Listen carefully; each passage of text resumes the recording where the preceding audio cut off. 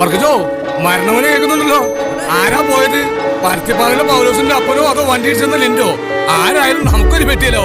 നീ വേഗം വീട്ടിലേക്കല്ലേ. നിന്റെ മോൻ സ്കൂളിൽ നിന്ന് വരുന്ന വഴി കല്ലോട്ടാങ്കുഴിലൊന്ന് വീണു.